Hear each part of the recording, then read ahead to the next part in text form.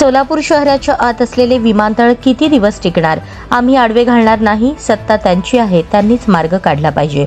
आम्ही कोणत्याही कामाचे श्रेय घेतले नाही.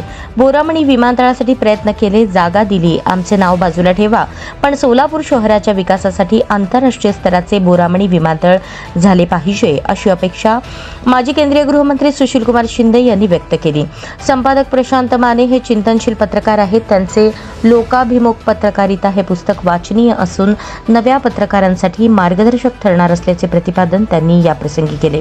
पत्रकार प्रशांत माने लिखित जागृती प्रकाशन प्रकाशित लोकाभिमुख पत्रकारिता या पुस्तकाचा प्रकाशन सोहळा रविवारी होडगी रोड गांधीनगर येथील हेरिटेज गार्डन येथे प्रमुख अतिथी केंद्रीय गृहमंत्री सुशीलकुमार शिंदे, राज्याचे माजी उपमुख्यमंत्री विजयसिंह मोहिते पाटील, ज्येष्ठ विधिज्ञ ॲडव्होकेट धनंजय माने, दैनिक तरुण भारतचे कार्यकारी संचालक दिलीप पेठे, ज्येष्ठ संपादक तथा स्वागताध्यक्ष राजा माने यांच्या हस्ते थाटात पार पडला. याप्रसंगी ते बोलत होते. माजी केंद्रीय गृहमंत्री सुशीलकुमार शिंदे पुढे म्हणाले, निवडणुकीत ज्यांना विजय मिळेल असे वाटते तो पडला जातो. सोलापूरकरांनी मला सर्वसाधारण जागेवर 2दा खासदार केले, मात्र राखीव जागेवर माझा पराभव झाला. आम्ही प्रभावीपणे काम केले, लोकांनी ते स्वीकारले नाही. नाराज न होता काम केले पाहिजे, ते आम्ही करत आहोत. लोकशाहीत चिंतन केले पाहिजे.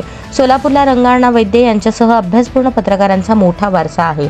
रंगाअण्णा वैद्य यांनी काल आणि आजच्या पिढीला पत्रकारिता कशी असावी याचा आदर्श घालून दिला. पत्रकार प्रबोधन करणारा असला पाहिजे. त्याचप्रमाणे पत्रकार प्रशांत माने हे चिंतनशील पत्रकार आहेत. 30 वर्षांच्या पत्रकारितेत त्यांनी जे अनुभवले, लिहिले ते त्यांनी पुस्तकातून मांडले. त्यांचे विचार सामाजिक समतेचे आहेत. पत्रकारिता करताना सार्वजनिक जीवनात लोकांना काय पाहिजे ते दिले पाहिजे. तशा उपयुक्त बातम्या देण्याचे काम पत्रकार माने यांनी केले आहे, असे गौरवोद्गार सुशीलकुमार शिंदे यांनी काढले.